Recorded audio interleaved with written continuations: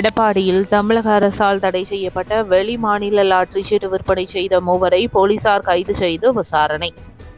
சேலம் மாவட்டம் எடப்பாடி மற்றும் அதன் சுற்றுவட்டார பகுதிகளில் அரசால் தடை செய்யப்பட்ட வெளி மாநில லாட்டரி சீட்டு விற்பனை செய்ததாக போலீசாருக்கு ரகசிய தகவல் கிடைத்தது. அதனைத் தொடர்ந்து தகவலின் பெயரில் எடப்பாடி போலீசார் அப்பகுதியில் ரோந்து பணிக்கு சென்றபோது அங்கு எடப்பாடி பகுதியைச் சேர்ந்த கோபால், ரமேஷ் மற்றும் சீனி உடையான் சீனி ஆகிய மூவரும் அப்பகுதியில் அரசு அனுமதியின்றி பொதுமக்களை ஏமாற்றும் நோக்கத்துடன் தமிழக அரசால் தடை செய்யப்பட்ட வெளிமாநில லாட்டரி சீட்டுகளின் எண்களை வெள்ளை துண்டு சீட்டுகளில் எழுதி வைத்துக் கொண்டு விற்பனை செய்து கொண்டிருந்த மூவரையும் எடப்பாடி போலீசார் கைது செய்து விசாரணை நடத்தி வருகின்றனர். மூவரிடமிருந்து எழுதப்பட்ட வெள்ளை லாட்டரி சீட்டுகளை பறிமுதல் செய்தனர்.